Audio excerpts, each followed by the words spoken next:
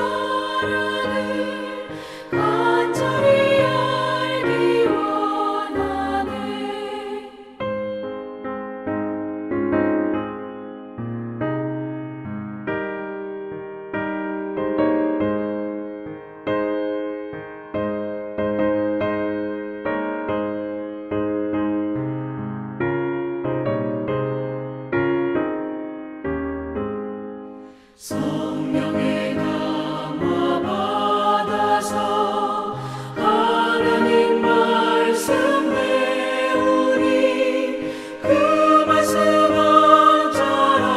한절한절이 내 맘에 교훈 되도다. 내 평생의 소원, 내 평생의 소원, 계속해 주신 사랑을 간절히 알기 원하네. 예수가 계신 보좌는 영광에 둘려 있도다. 평화의 왕이 오시니 그 나라 왕성하도다. 내 평생의 소원, 내 평생의 소원,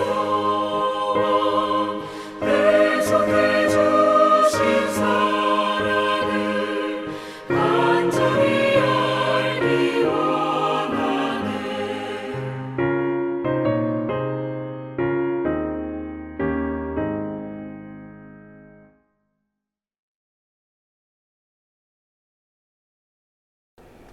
사도신경으로 신앙 고백하시겠습니다.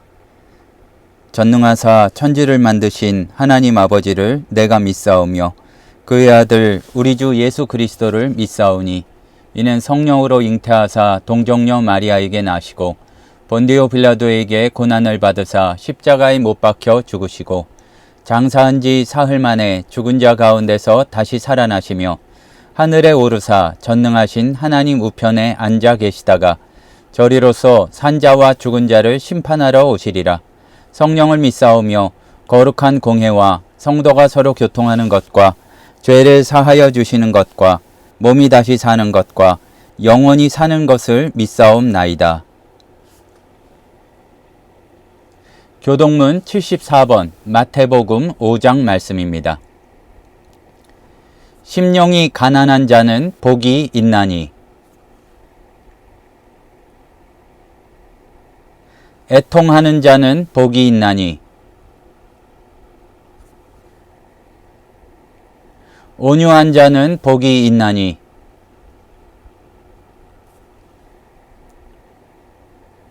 의에 줄이고 목마른 자는 복이 있나니 긍휼히 여기는 자는 복이 있나니 마음이 청결한 자는 복이 있나니 화평케 하는 자는 복이 있나니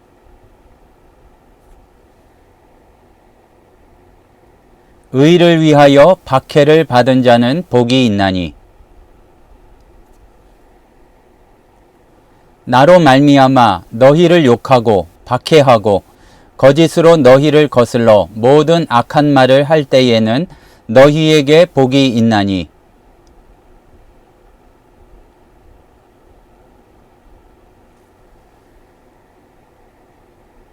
아멘. 기도하시겠습니다. 살아서 역사하시는 하나님, 지난 한 주간도 돌아볼 때에 순간순간 또한 여러 가지 사건들마다 그 가운데 역사하여 주시고 또한 주님께서 살아계심을 알도록 깨닫도록 허락하여 주시니 참으로 감사드립니다. 돌아보았을 때 시간이 너무나도 빨리 지나는 이때에 주님께서 저희들에게 명하시고 말씀하신 것들을 놓치지 않도록 도와주시고 가을의 곡식과 열매가 익어가는 것처럼 주님께서 뿌려주신 씨앗들을 잘 간직하여서 열매 맺는 자들이 되도록 주님 인도하여 주시옵소서. 돌아보면 우리 자신도 그렇고 주변에도 여러 곤고하고 아프고 부족한 이들이 참으로 많이 있습니다. 저희들의 것만 돌아보아도 여러 가지 부족한 것이 채워지지 않고 또한 욕심을 내도 끝이 없지만 주님께서 알려주신 방법과 비법대로 또한 다른 이들을 돌아보며 사랑하는 가운데 저희들의 것들은 주님께서 책임져 주시는 놀라운 은혜들을 저희들이 받아 누릴 수 있도록 허락하여 주시옵소서. 사람들이 이기적이고 자기만 생각하는 마음이 나라들 사이에도 마찬가지여서 전쟁과 난리의 소문이 그치지 않고 있습니다. 서로 죽이는 일들이 그치지 않습니다. 하나님 아버지, 정말로 하늘에 있는 평화가 사람들이 계획하는 그것을 뛰어넘어서서 전쟁하는 나라들 사이에, 다투는 나라들 사이에 속히 임할 수 있도록 도와주시고 특별히 남과 북이 정말로 하나 되어서 주님을 찬양하고 주님을 높이는 날이 속히 올 수 있도록 인도하여 주시옵소서. 우리가 늘 기도하지만 여러 가지 어려운 사정 가운데 세계 곳곳에서 예수 그리스도의 복음을 증거하고 있는 사역자들이 있습니다. 또한 이 나라 가운데에도 이름 없이 빚도 없이 주의 일 감당하고 있는 사역자들이 있고 또한 삶의 현장에서 주님의 뜻대로 살아가고자 애쓰는 성도들이 있사오니 주님 각별히 기름 부으심의 은혜를 더하여 주시고 바랄 수 없는 섭리의 역사들을 허락하여 주셔서 사랑의 하나님 아버지, 주의 나라가 조금씩 확장되는 그러한 기쁨을 누릴 수 있도록 허락하여 주시옵소서. 이 땅의 교회들 가운데 말씀이 살아나기를 원합니다. 세상의 어떠한 법칙과 세상의 어떠한 수단들을 그 지혜인 것처럼 착각하지 않도록 도와주시고 주님 외에 높아진 우상들은 이 땅의 교회들 가운데에서 세계 교회들 가운데에서 모두 성령의 불길로 불태워지며 주님께서 허락하여 주시는 부흥의 때가 각 교회에 각 말씀이 선포되는 현장 가운데 꼭 있도록 부흥의 때가 다시 올 수 있도록 은혜 내려 주시옵소서. 사랑의 하나님 아버지, 우리 하늘샘 교회도 기억하여 주셔서 이 자리에 선포되는 말씀과 또한 그 말씀을 받는 성도들의 마음 가운데 함께하여 주셔서 늘 그냥 그대로 지나가는 것이 아니라 꼭 필요하고 위로와 힘을 얻을 수 있는 시간 되도록 인도하여 주시옵소서. 마가복음을 살펴보고 있습니다. 그 가운데 주님께서 급하게 전하시는 하나님 나라의 복음과 그 기쁜 소식과 또한 그 놀라운 이적의 역사들이 그 말씀에 또한 은혜들이 우리에게도 임하는 시간 되도록 인도하여 주시옵소서. 오늘 예배 가운데 주님께서 홀로 영광 받아주실 줄 믿사오며 거룩하신 예수님의 이름으로 기도드립니다. 아멘.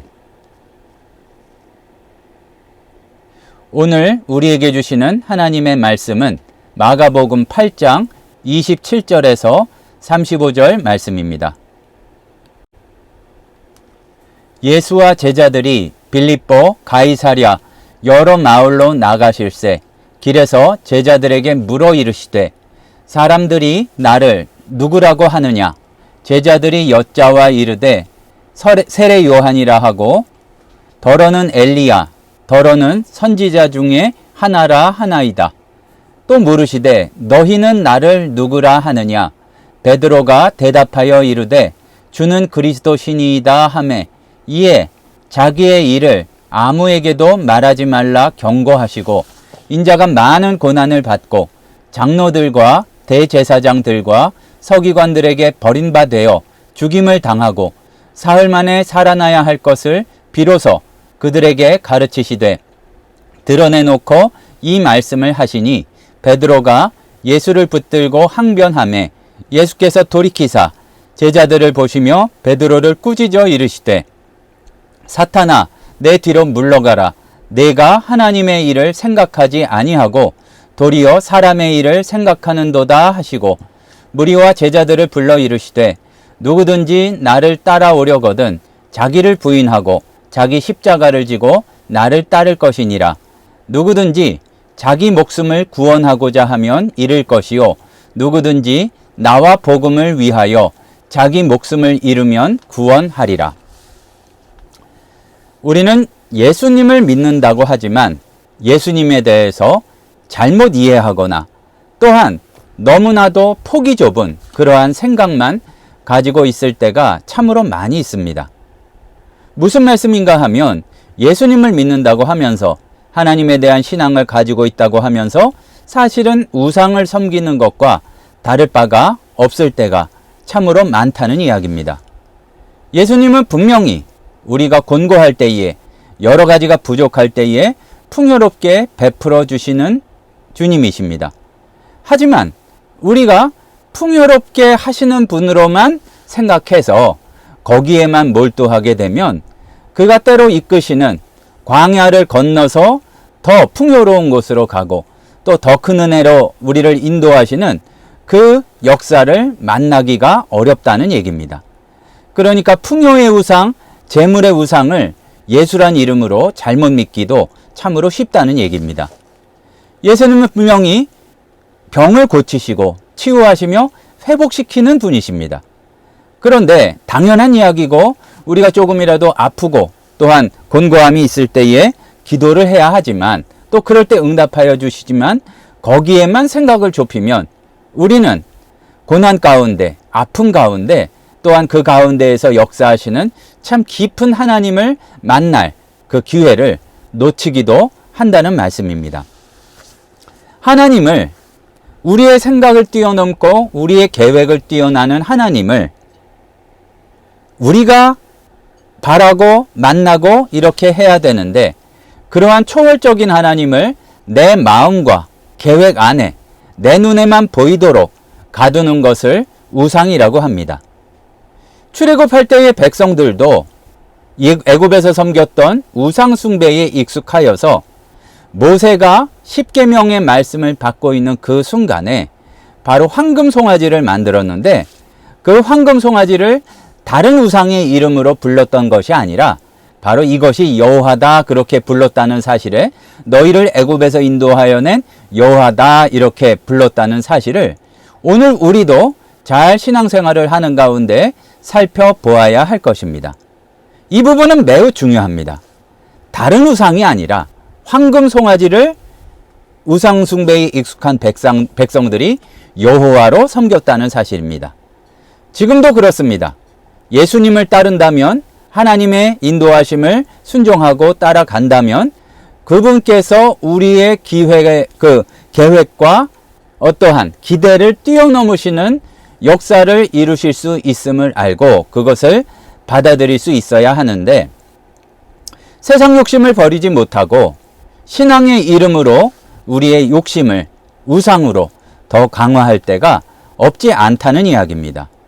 십자가 없는 예수, 또 십자가의 고난이 없는 하나님 나라가 아니라 그저 내가 왕이 되고, 하나님이 아니라 내가 왕이 되고 임금되는 그 자리에 예수님께서 그저 도움을 주셨으면 하고 생각할 때가 참으로 많이 있다는 얘기죠.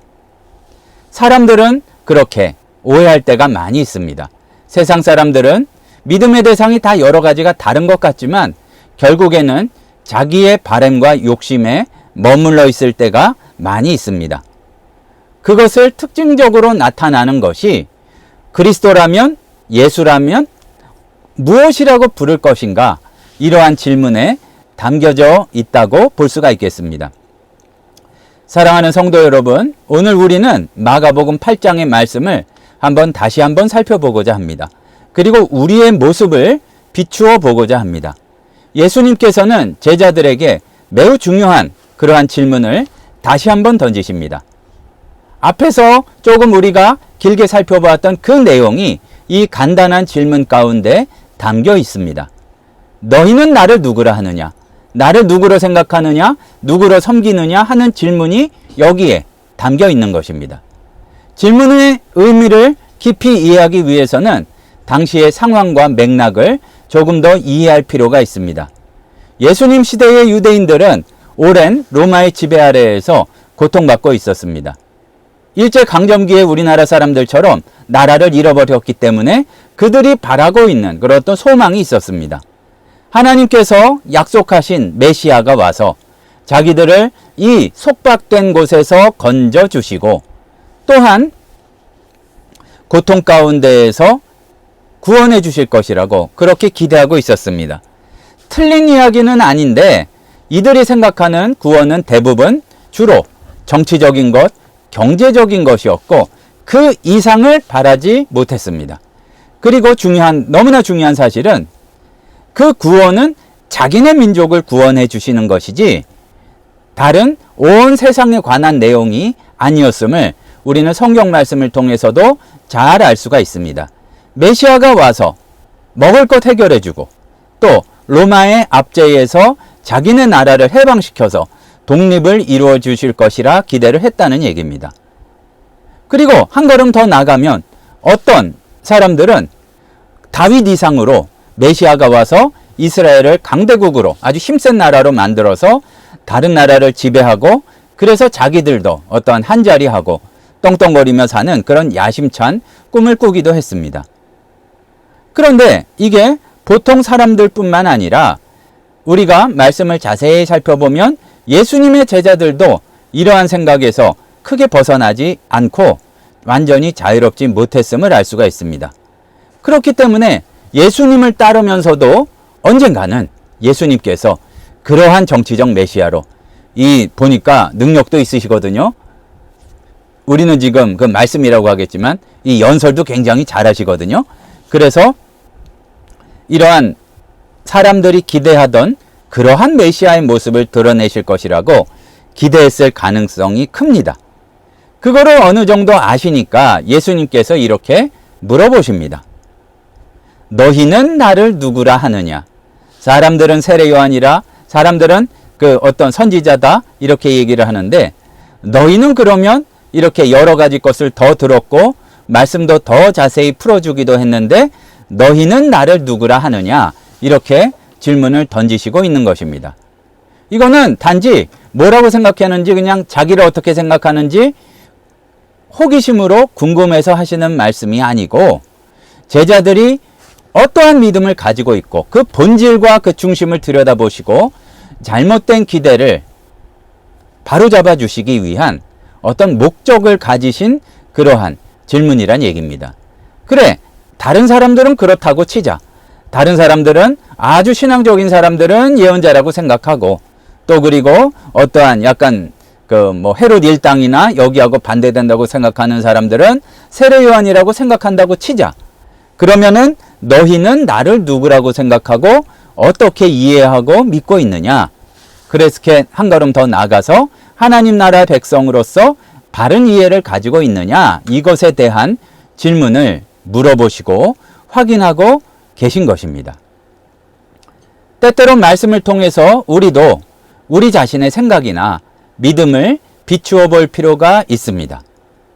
우리가 처음에 바른 믿음을 가졌다가 그야말로 세상에는 물의 어떤 흐름이 있고 유행이 있고 사람들이 잘못 생각하고 있는 구원의 그릇된 모습들이 있기 때문에 우리가 가만히 그냥 처음에 본 대로 가다 보면 삐뚤어 가게 되어 있거든요.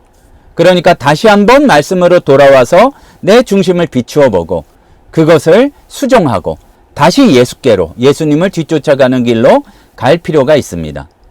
그렇기 때문에 당시의 제자들만이 아니라 지금의 우리에게도 하시는 말씀이, 그래 알았다, 세상은 그렇다 치고 너희는 나를 누구라고 하느냐, 이렇게 묻는 물음은 제자들에게만이 아니라 우리에게도 하시는 그러한 말씀이라는 사실입니다.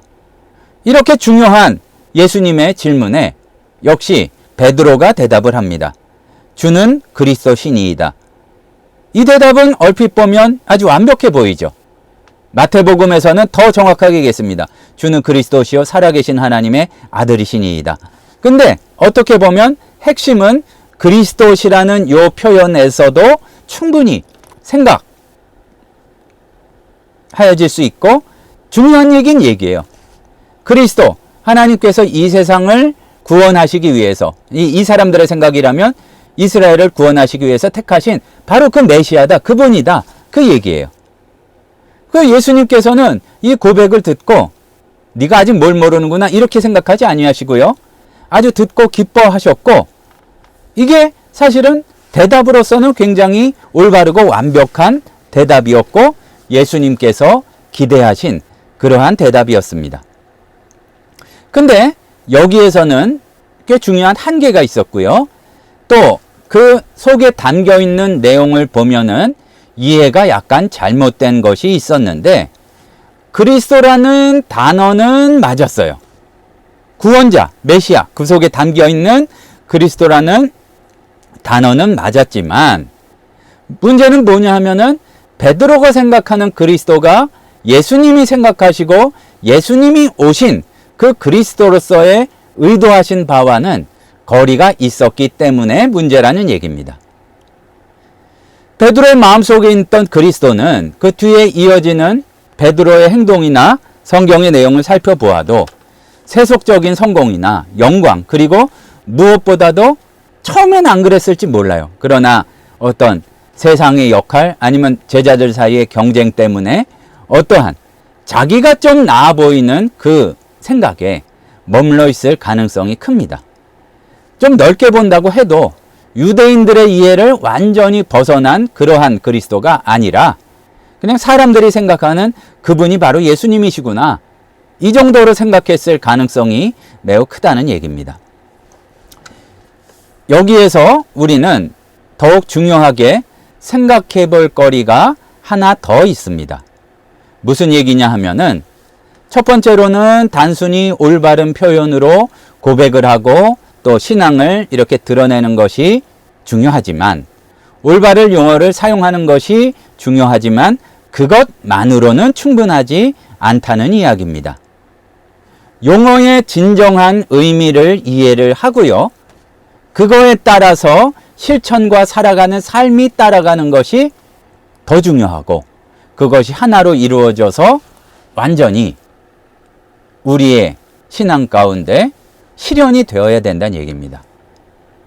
매우 중요한 것 중에 하나는요, 베드로는 그리스도라는 올바른 표현은 할 수 있었고 그렇게 그리스도라고 말은 했지만 그 말의 깊은 의미, 어쩌면 우리는 더 지식적으로는 잘 알고 있어요. 고난받는 메시아, 십자가를 지시는 예수님, 그러한 그리스도의 모습을 생각하지도 못했고 이해하지도 못했다는 얘기입니다.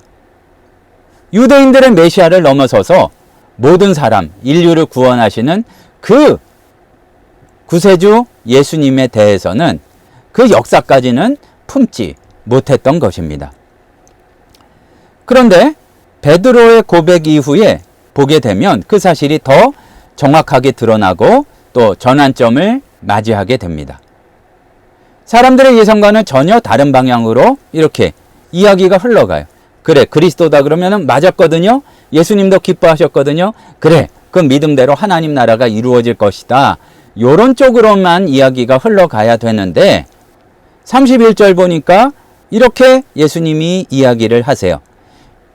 인자가 많은 고난을 받고 장로들과 대제사장들과 서기관들에게 버림받아요. 이렇게 죽임당하고 사흘 만에 살아나야 할 것을 그 다음이 중요한데요. 비로소 그들에게 가르치시되 이렇게 기록이 되어 있습니다. 우리는 여기에서 제자들의 기대와 다르게 예수님의 말씀이 흘러가는데 비로소라는 단어에 주목할 필요가 있습니다. 이 단어의 뜻이 뭐냐면은 이때로부터 비로소 이러한 말씀을 하시기를 시작을 했다, 이런 뜻을 가집니다. 제자들이 예수님을 그리스도로, 메시아로 드러내게 고백한 그 순간부터 진짜를 알려주기 시작하셨다, 그 얘기입니다. 사람들의 생각은 그저 자기들 화났던 거, 당했던 거 갚아주는 데에만 생각이 머물러 있지만 자기의 사명의 본질, 고난과 죽음, 부활 이런 것에 대해서 진짜 의미를 가르치기 시작하셨다는 이야기입니다. 이때서부터야 비로소 제자들이 최소한 올바른 인식과 고백을 분명히 가진 다음에 더 깊은 진리의 선포가 시작이 되는 것입니다. 여기에서 우리는 바른 신앙을 어찌됐든 가지는 것, 또 그렇게 고백하는 것이 얼마나 중요한지를 알게 됩니다. 일단 그것을 알아야 그때야 비로소 더 깊은 진리가, 더 깊은 말씀이 선포되기 시작하는 것입니다. 우리가 예수님을 첫 단계에서 바로 이해하지 못하면 그분의 고난의 의미와 십자가의 신비를 이해하기가 굉장히 어렵습니다. 왜냐하면 예수라는 이름은 예수예요. 근데 전혀 다른 우상을 그리고 있어요. 마치 출애굽의 백성이 이름은 여호와인데 실제로 황금 송아지를 섬기고 있었던 것처럼 우리도 신앙 가운데에서 이름은 예수인데 다른 구원을 생각하고 또 신앙 고백으로선 그리스도라 고백했는데 그가 다스리심에 대해서 예수님의 뜻과는 전혀 다른 쪽으로만 생각하기가 쉬운데 일단 그래도 처음에 바른 신앙을 가지고 그 다음에 주님께서 말씀하시는 말씀과 이루시는 역사 가운데 그가 누구신지를 우리가 분명히 잘 깨달아 알아야 한다는 얘기입니다. 엉뚱하게 생각하고 잘 모르고 고백도 못하면 고난의 의미와 신비 이런 걸 어떻게 알겠습니까? 아니, 다 사람이잖아요. 그렇기 때문에 당장 편한 게 좋고 또 당장 부족함 없이 이렇게 풍요로운 게 좋지 힘들고 어려운 거 처음부터 좋아하는 사람 하나도 없습니다. 사랑하는 그분이 오라고 하시니까 그 가운데 더 깊은 깨달음을 주시니까 도와주시니까 그것을 더 기뻐할 수 있고 감당할 수가 있는 것이죠. 현대의 우리들, 현대의 교회를 다니고 있는 우리 성도들의 믿음도 마찬가지입니다. 바른 믿음에서 그 다음에 고난의 신비와 십자가의 신비를 주님께서 알려주실 때에 믿음의 근거에서 점점점 그것을 알아가는 쪽으로 자라가는 것이 바로 믿음의 여정이요 바른 믿음의 시작이라는 것을 우리가 놓치지 말고 알아야만 할 것입니다. 여기에서 우리는 신앙생활에서 굉장히 중요한 적용점을 발견할 수 있습니다. 당연하게 우리가 알고 있지만 실제로 우리의 모습은 비추어 보면 그러면서도 벗어나지 못하는 모습이 있는데 하나님께 무엇인가를 요구하기에는 참 바쁘고 그렇게 자주 하는데 우리가 놓치는 것이 무엇인가 하면 정작 하나님의 뜻이 무엇인지 예수님이 어떤 분이신지에 대해서 여러 가지 측면에서 첫 번째는 보고 듣고 읽는 말씀 가운데에서 다음으로는 우리 주변에 벌어지도록 하는 주님께서 벌어지도록 허락하신 여러 가지 일들 가운데에서 하나님의 뜻이 무엇인지 예수님이 어떤 분이신지에 대해서는 깊이 생각하는 데에 실패하는 경우가 참으로 많고 거기에는 우리가 신앙을 성숙시키는 데에 실패하는 경우도 참 많다는 얘기입니다. 오늘 말씀을 통해서 우리는 다시 한번 다지게 되는 것이 예수님을 바르게 알아야 하고, 사람들이 다 그렇게 얘기한다고 그냥 이렇게 은근히 눈짓으로 컨닝해서 나도 그렇게 고백하면 되겠다, 이런 신앙이 아니라 나의 삶 가운데에서 살아서 역사하시는 주님에 대해서 먼저 바른 고백, 그리고 그 바른 고백에서 이어지는 바른 신앙이 우리에게 있어야 한다는 사실입니다. 그래야 우리도 비로소 그때로부터 하나님 나라의 비밀을 이해할 수 있게 되고, 하나님의 비밀을 누릴 수 있게 되고, 그렇게 천국 안에서 살아가는 삶을 살아갈 수 있다는 얘기입니다.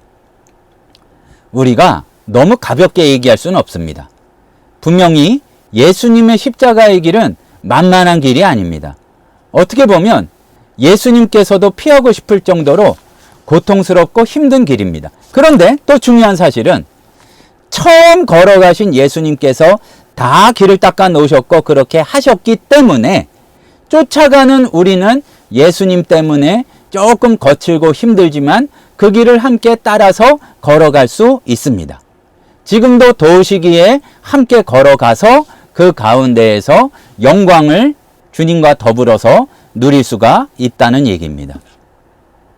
목자가 양떼들을 거느리고 건너가실 때에 탄탄 닦여진 넓은 도로로 편한 곳으로만 가는 것이 아니라 사망의 음침한 골짜기를 지나서 갑니다. 거기서 죽지 않습니다. 거기에서 이리에 물리지 않습니다. 곰이 잡아가지 않습니다. 거기를 그러나 지나가야 되는데 거기를 넘어서야 더 푸른 초장이 기다리고 있기 때문입니다. 그런데 우리는 본문에 나타나는 베드로처럼 그렇게 우리의 삶 가운데 주님께서 인도하심이 있을 때에, 참 좁은 길로 인도하시는 인도하심이 있을 때에 따지고 불만을 가지고 그런 모습을 보일 때가 많다는 이야기죠. 그 예수님의 가르침을 들은 베드로의 모습도 우리를 좀 놀라게 합니다. 본문에서 보면 베드로가 이제 32절 말씀을 보니까 베드로가 예수를 붙들고 항변하매, 조금 어려운 표현처럼 나와 있는데 꾸짖다는 뜻의 굉장히 강한 의미입니다. 그러니까 예수님을 막 끄집어 당기면서 그래서는 안 된다고, 왜 그러시냐고, 또 좋은 뜻이 있었을 수도 있어요. 예수님이, 우리 선생님이 왜 고난을 당하시냐고 이야기를 했는데 사실 어쨌든 자기의 기대나 생각과 다르기 때문에 굉장히 강하게 저항하면서 따지고 들었다는 이야기입니다. 아니, 예수님의 말씀이 자기의 생각과 기대와 달라도 너무 달라요. 그리고 세상적인 방법으로는 이게 예수님에 대한 사랑이었을 수도 있어요. 그렇게 힘든 길 걸어가지 마시고 제가 호위할 테니 저 예루살렘으로 입성해서 왕이 되십시다. 이제 요게 어떤 생각이었을지 모르겠죠. 베드로의 마음속에 담겨 있었던, 여전히 들어있었던 영광스러운 메시아, 정치적 해방자로서의 예수님의 이미지가 있었기 때문에 고난과 죽음에 대한 예수님의 말씀을 받아들이기가 어려웠던 것입니다. 여기에서도 우리가 잘 생각해 봐야 될 생각할 거리를 주시는데, 하나님의 놀라운 구원의 역사가 이루어지는 가운데에도 그 섭리가 하나하나 이렇게 성취되어가는 그 순간에도 자기의 생각을 버리지 못하면 하나님의 높은 길과 방법을 자기 생각과 다르다고 해서 거부해버리면 무엇이 되느냐? 이 본문에 나와 있죠. 33절에 사탄아 내 뒤로 물러가라. 사탄의 도움을 주는 사탄의 도구의 역할을 신앙이라고 생각했는데 그렇게 되어버릴 수도 있다는 얘기입니다. 예수님께서 베드로를 향해서 사단아 내 뒤로 물러가라 하신 그 말씀은 바로 이러한 맥락에서 이해할 수 있는 겁니다. 아니, 하나님 나라에 저항하고 가로막으니 사탄이죠. 사람의 일, 사람의 생각, 내 기대, 마음으로, 우리의 욕심으로 하나님을 끄집어 당기고 끌어내리려고 하면 우리는 이렇게 위험한 실수를 범할 수밖에 없습니다. 그리고 실제로 종종 이러한 잘못을 저지르기도 합니다. 잠깐 멈추고 우리의 생각과 마음에서 벌어지는 여러 가지 복잡한 일들 가운데 말씀을 비추어서 그 중심을 한번 들여다보기를 소원합니다. 우리의 계획과 욕망에 하나님을 억지로 끌어맞추려고 하고 있지는 않은지, 그리고 기대와 생각대로 되지 않는다고 하여서 하나님을 원망하거나 의심하고 있지는 않은지, 지나치게 낭망하고 거기에 휘둘리고 있지는 않은지 한번 우리 스스로를 살펴보시기 소원합니다. 그렇게 우리는 말씀에 비추어서 늘 자기 자신을 돌아보아야 합니다. 우리가 똑바로 길을 걸어갈 수 있는 이유는 앞에 목표가 계속 있기 때문이라고 하더라고요. 가만히 딴 데 보면서 가면은 우리는 똑바로 걸어갈 수가 없습니다. 우리가 예수를 따라가기 위해서는 순간순간 계속 시선을 맞춰야 됩니다. 24시간은 아니라 할지라도 걸어가면서 틈틈이 주의 말씀과 나 사이의 거리가 어떤가, 어디로 가고 있는가, 그거를 적용시켜보고 맞추어야 된다는 얘기입니다. 하나님을 바로 알고 있는지, 예수님에 대한 이해가 과연 내가 지금 느끼고 생각하고 있는 것이 성경적인지 아닌지, 욕심에 의해서 잘못되게 내 고집을 주의 뜻이라고 착각하고 있는 것은 아닌지, 욕심에 의해 예수님이 왜곡되어서 우상이 되어버린 것은 아닌지 늘 살펴보아야 합니다. 신기하게요, 이게 세속적이고 세상적인 모습으로만 나타나는 것이 아니라 때로는 자기를 학대하고 고난함 받고 그게 맞는 것 같은데 교묘하게 왜곡되어서 성경과는 다른 자기와 어떤 자기를 이렇게 뭐라고 표현할까요? 그러니까 그 역시 사람이 참 신기한 게 세속적인 것 부요한 것도 좋은데, 아니 주님은 그 정도까지는 아니라는데 자기를 채찍질하고 막 하면서 괴로운 거를 좋아하는 이상한 또 스타일도 있거든요. 그러니까 좌로나 우로나 치우치지 않고 예수님께서 무엇을 원하시는지, 지금 주님께서는 기도해서 어려운 가운데 놓이기를 원하시는데 어떤 면으로는 구하지 않아서 괴로운 가운데 있으면서도 전혀 그게 하나님의 뜻이 아닌데 거기에서 허우적대면서 억지로 불평불만을 누르고 있지는 않은지, 교묘한 것이라서 그것도 명시적으로 말씀을 통해 나눕니다. 또는 거꾸로 세상의 유혹과 유행대로 그저 화려하게만 겉으로만 황금빛깔 나는 그것을 예수의 이름으로 이루려고 하는 너무나도 분명한 황금 송아지의 만몬의 우상을 섬기고 있지는 않은지 늘 우리가 말씀을 통해서 스스로를 돌아보아야 합니다. 그리고 우리의 생각과 하나님 뜻이 다르다면 겸손하게 우리의 생각을 내려놓고 계속 궤도를 수정해가며 주님 불쌍히 여기소서, 주여 손을 붙잡아 주시옵소서 늘 구하고 늘 쫓아가는 그런 궤도 수정의 훈련이 우리에게 필요하다는 이야기입니다. 결국 예수님께서는 제자들과 무리를 불러 진짜 예수님의 구원의 방법과 의미, 십자가에 대해서 가르치십니다. 누구든지 나를 따라오려거든 자기를 부인하고, 자기를 부인한다는 게 중요합니다.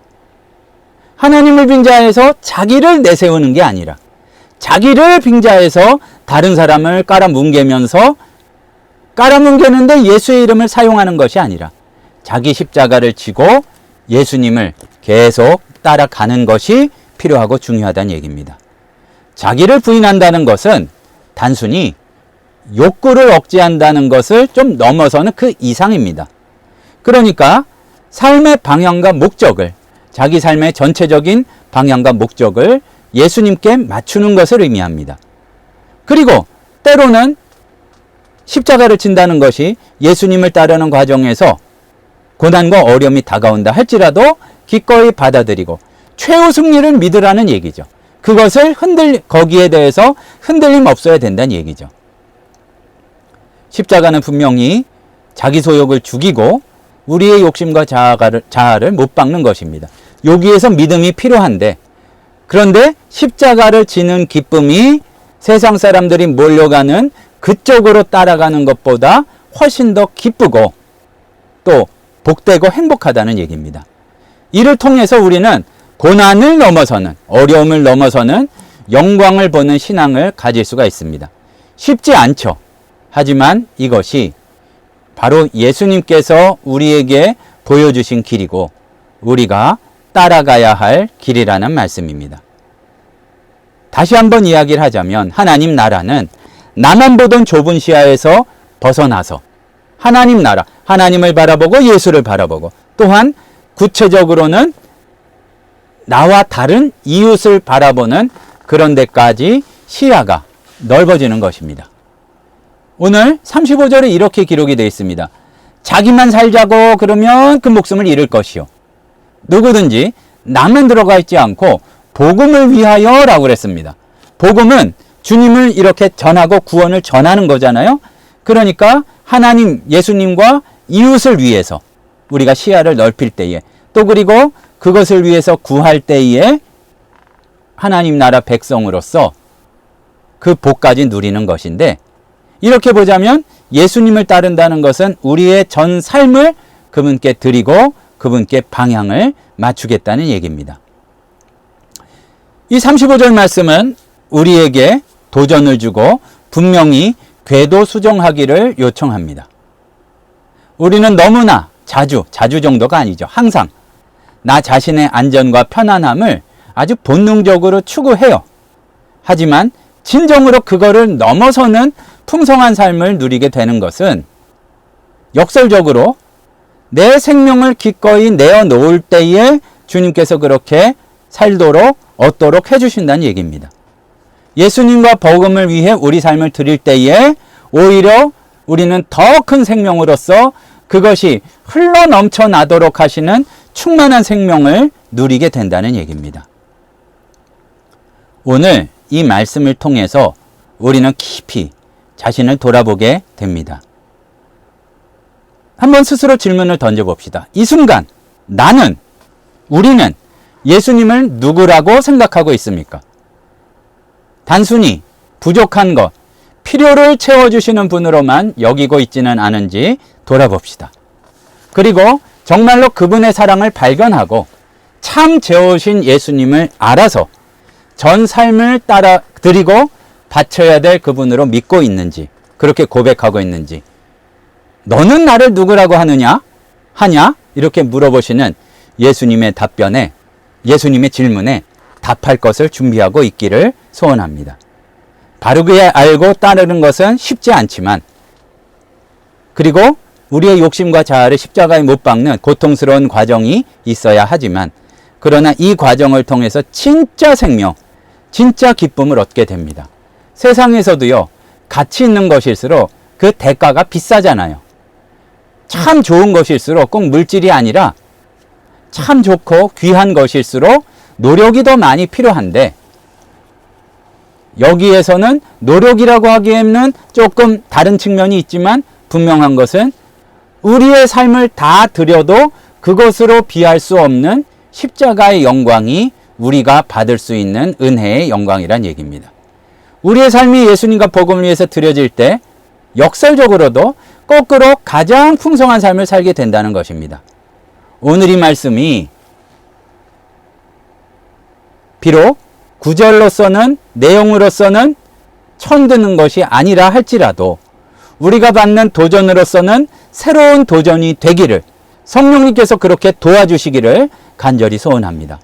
그리고 우리 한 사람 한 사람이 예수님에 대한 자신의 이해를 다시 한번 점검하고 신발끈을 매고 허리띠를 졸라매고 다시 한번 그 길을 힘차게 달려가는 그런 시작이 되기를 소원합니다.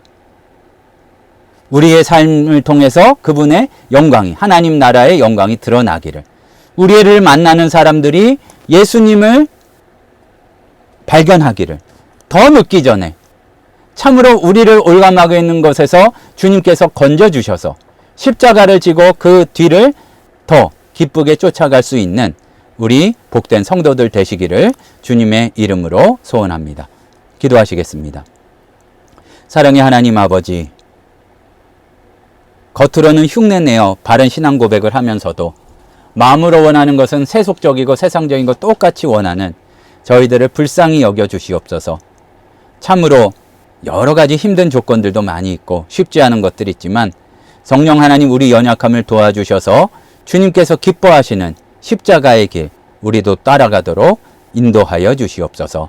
예수님의 이름으로 기도드립니다. 아멘.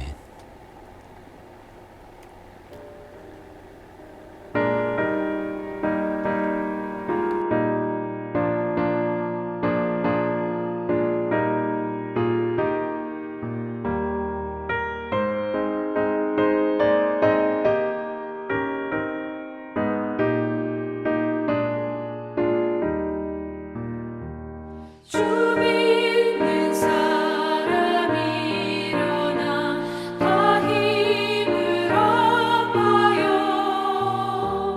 이 세상 모든 마귀를 다쳐서 멸하세.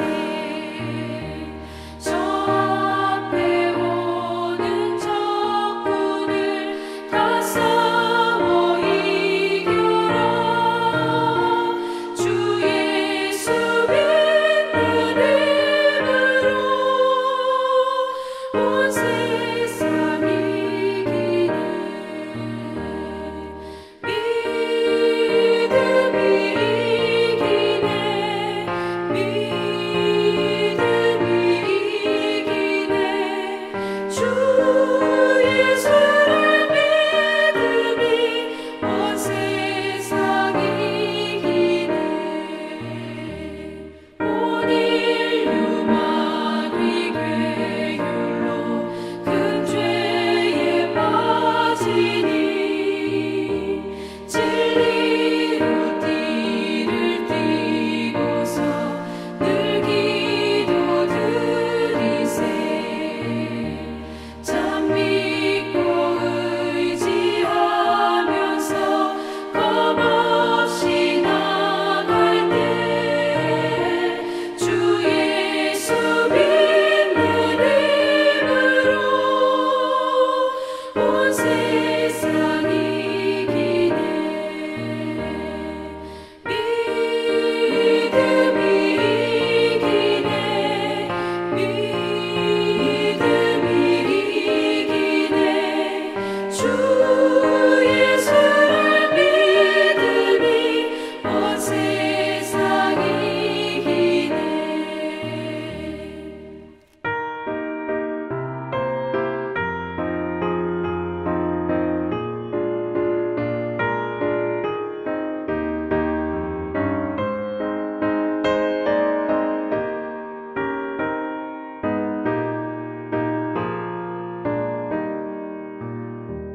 끝까지 이긴 자에게 흰 옷을 입히고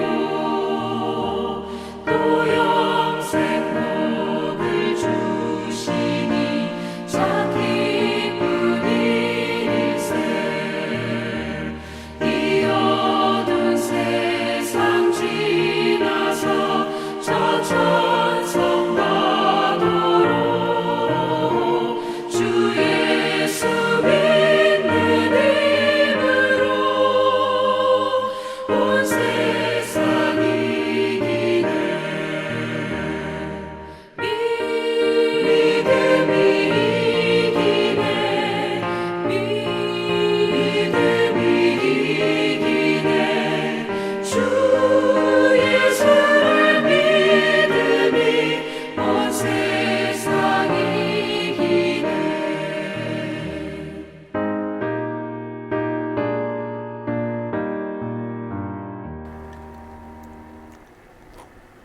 사랑의 하나님 아버지, 우리가 주님의 뜻에서 많이 벗어나기 전에 스스로를 잘 점검하도록 도와주시고 예수를 바로 알고 그 예수를 바로 쫓아가는 진정한 하나님 나라의 백성들, 주의 제자들 되도록 인도하여 주시옵소서.